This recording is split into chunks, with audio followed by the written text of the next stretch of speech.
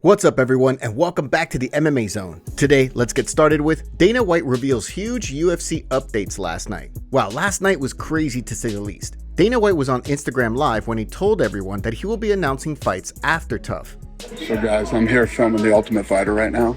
I'm going to make an announcement soon, as soon as I'm done filming TUF. While the MMA community was going crazy waiting on the news, nearly 3 hours after telling everyone he'll make an announcement, Dana White delivered on Instagram Live. And let's just say, it was worth the wait. Make sure to leave a like on the video to help support the channel. So let's dive into everything that happened last night, and there's a lot of big and surprising news to say the least. Let's kick it off with what we thought was the most shocking news. Ilia Topuria is vacating his featherweight title and will now be moving up to the lightweight division. Why would Topuria vacate his belt? Dana White revealed that Ilia felt like he's done all that he can in the featherweight division and his body cannot make the weight anymore. MMA Junkie's Mike Bond doesn't agree with Ilia Topuria's comments, saying he has done all that he can, writing, "Fair play to Ilia for allowing the division to move on and not holding on to the title, especially if he can no longer make the weight safely. Definitely did not do all he can at 145 though, and this decision removes him from any featherweight GOAT discussions in my opinion." Dana said they're still working on Ilia's next UFC fight and will have an announcement soon. Considering Islam Makhachev came out in an interview on Match TV and said he isn't open to the idea of fighting Topuria until he has, quote, proven himself, reports from Ariel Helwani are saying otherwise. Ariel reacted to the news and said some insiders told him that Makhachev versus Topuria is the plan for later this year. The plan is for Ilia Topuria to fight Islam Makhachev later this year, I'm told. Perhaps as soon as International Fight Week. Lots to digest and dissect. Sportsnet reporter Aaron Bronstetter reacted to the situation of Ilia vacating his belt and is pushing for the Islam versus Topuria fight. This was his initial reaction posted on X. Wow, a lot to unpack. Ilia Topuria moving up to lightweight. I personally think him versus Islam Makhachev is the fight you've got to make next. Like, there's not a whole lot of challengers right now that are really intriguing in this division. I think you put Ilia in a title fight right away. Two of the top pound-for-pound fighters in the sport. And also very interesting that Ilia is, vacating the championship. Feels like he doesn't have much left to do in that division, according to Dana White, and he's stepping aside for a new champion.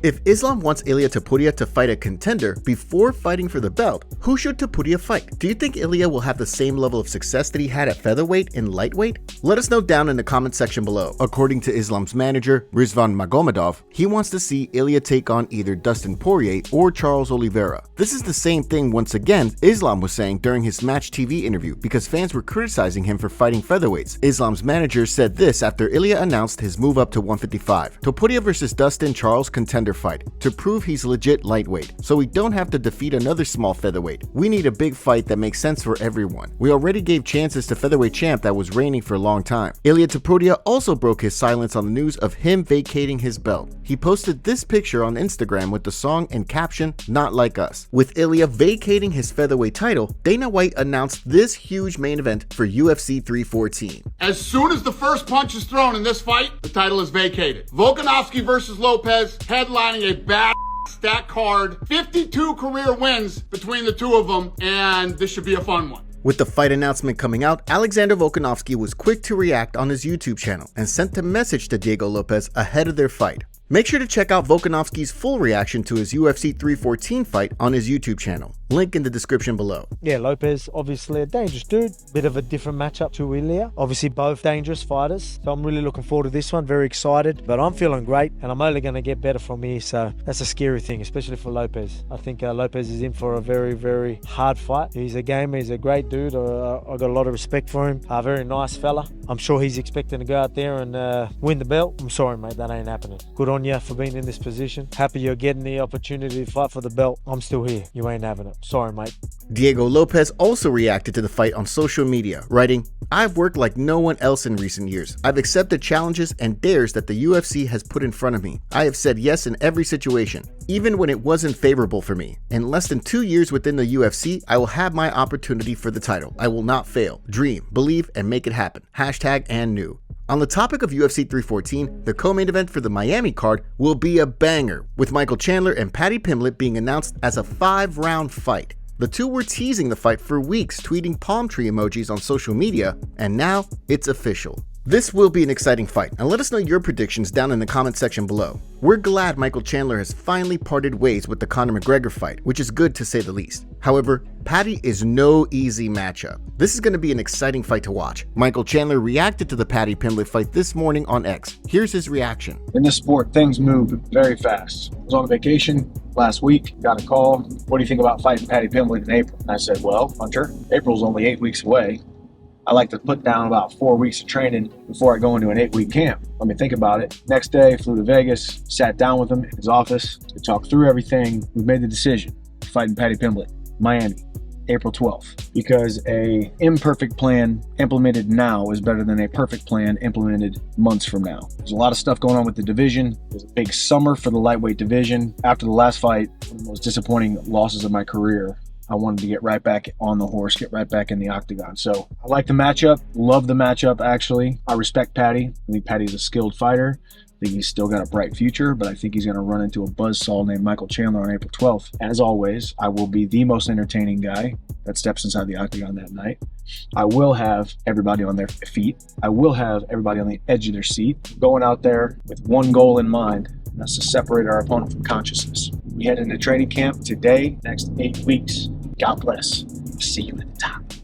Moving on, Dana White revealed that Yair Rodriguez will fight the new UFC recruit Patricio Pitbull at UFC 314. Number 4 ranked Yair Rodriguez, and my boys are telling me there's been some talk out on the internet about this one. Patricio Pitbull at featherweight. For those of you who don't know, Pitbull is a former 2-division champion in another organization. Recently, he has publicly asked for his release, and now we get to see him compete against the best in the world. When he left the organization, he was the featherweight champion, so basically the same thing happens. When the first punch is thrown in this fight, he's no longer their champion. Now, this is an interesting one because of everything that happened leading up to this fight. Earlier this week, MMA Planet reported that Patricio Pitbull had signed with the UFC after being granted his release from the PFL.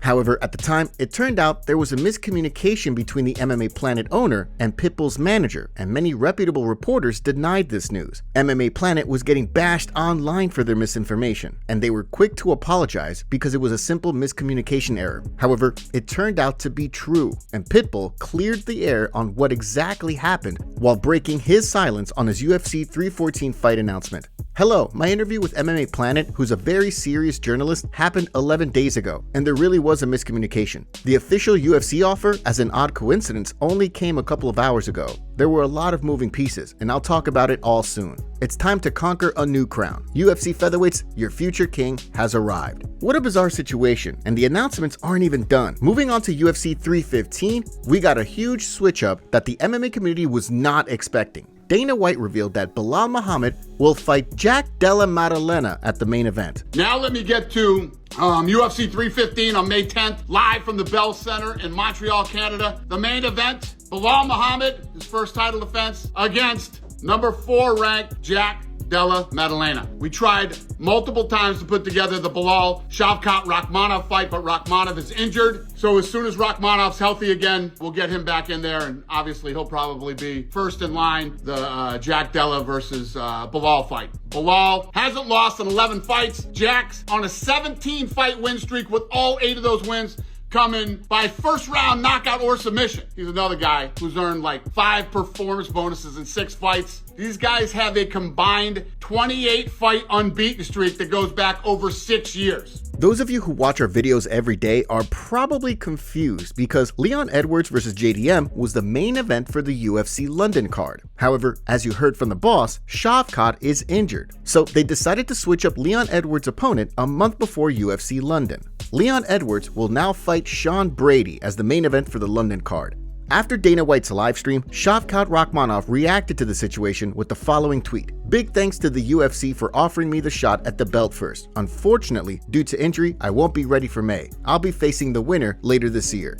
As for Belal Muhammad, he has a very tough opponent ahead at UFC 315. Belal broke his silence on the fight, saying, "Canelo hands are activated." He then went on to poke fun of Leon Edwards for the opponent change, saying, "Dang, I stole Leon's belt and his opponent." Love him or hate him, that was kind of funny. One member of the MMA community wasn't too happy with Dana White switching up Leon Edwards' opponent rather than subbing in Joaquin Buckley. Buckley was right there for the title fight, but instead, y'all give JDM a title shot, who has worse wins, barely fights, and was already scheduled for a fight, and they reward Sean Brady by giving him the #1 guy? I literally can't believe this. Buckley reacted to the comments saying, "All good fam, UFC cooking right now, and we know who's on the menu." What do you guys think? Did the UFC mess up by not giving Joaquin Buckley the title shot? As for the co-main event for UFC 315 in Montreal, Dana White revealed Valentina Shevchenko will defend her flyweight title against Manon Fiorot. This is an interesting fight since Manon Fiorot is currently 7-0 in the UFC heading into this fight. As we're on the topic of UFC 315, it looks like Gilbert Burns vs. Michael Morales, which was originally scheduled for UFC 314, is now being moved to UFC 315, which is being reported by the one and only Marcel Dorff. And that's the entire recap of what went down last night with Dana White on his Instagram live stream. This has to be one of the craziest amounts of news we received in a really long time. From Ilia vacating his belt to Patricio Pitbull signing with the UFC. What a night to be a fight fan. Dricus du Plessis called out for flawed record. Dricus du Plessis has defended the middleweight title twice now after winning the belt from Sean Strickland at UFC 297. He went on to make his first title defense against Israel Adesanya and then erased any doubts left over from his first fight with Sean Strickland at UFC 312. Although DDP's resume is impressive, with names like Izzy, Robert Whittaker, and Sean Strickland on it, the way Brandon Allen sees things, once you start digging into DDP's resume, it's actually pretty flimsy. Ahead of his fight with Anthony Hernandez this weekend in Seattle, Allen spoke with reporters during media day, taking aim at DDP's resume. If you look at his resume on paper, man, this guy's a stud. But like, if you really look at it and watch the fights, he fights these guys that have such a great name, but look at the timeline that he fights them. He's fighting them like they're not really motivated or on their way out, or just Father Time's getting them. For instance, you see Izzy on someone's resume and you're like, you think of the Izzy at his top and you're like, wow, he beat this guy. And it's like, you watch the fight and you're like, this ain't the Izzy that fought like Paulo Costa or anything like that. Like, this ain't the same guy. I just think he gets them at the best times, the best names at the best time. The next time we see Dricus du Plessis in the octagon, the expectation is he'll be fighting Khamzat Chimaev, who is coming off an impressive and dominant win against Robert Whittaker. The two already started taking shots at one another on social media. DDP seemed interested in the fight during his post-fight press conference, saying he wants to fight Khamzat next and then move up to fight Alex Pereira. Given that, if DDP is able to add Khamzat's name to his resume, Allen's case might lose some steam.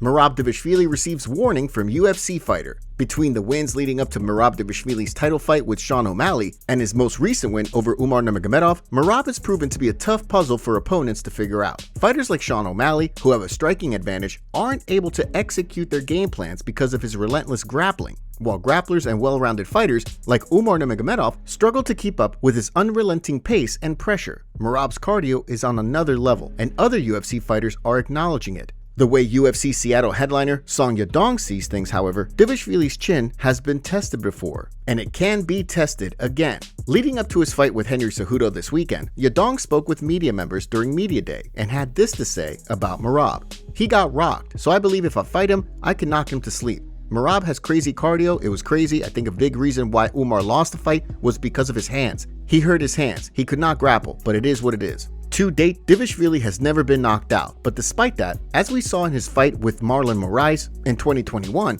it's possible to rock him. As many of his past opponents will likely attest, the hardest part about fighting Merab is finding an opportunity to land clean. Leading up to Yadong's fight with Henry Cejudo this weekend, he shared something cool on social media, showing fans a picture of himself selling souvenirs outside of the Olympic arena in 2008, where Henry Cejudo won gold for the first time. UFC Social just showed me this. I was selling souvenirs outside of the Olympic arena in 2008 in Beijing, and Henry won his gold medal. Henry Cejudo, time flies.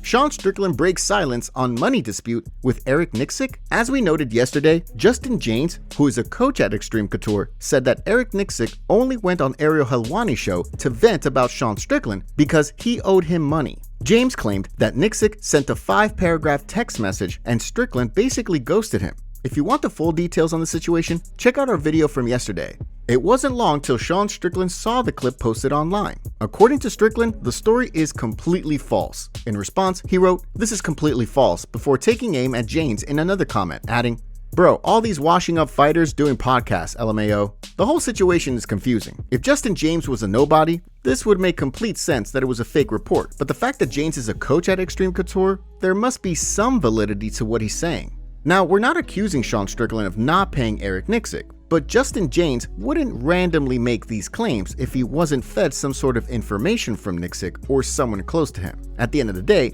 why would he risk his job at Extreme Couture making up fake claims about the head coach of the gym? Was there a scenario that this might have been true at the start and they've worked things out since then? That could be a possibility. As for Eric Nixick, he hasn't responded to the claim, but we're sure he will bring it up at some point and we'll cover it. Make sure to subscribe and turn on notifications to stay up to date with all the news. Arman Tsarukyan accidentally sent his coach flying backwards and falling outside the octagon where they were training.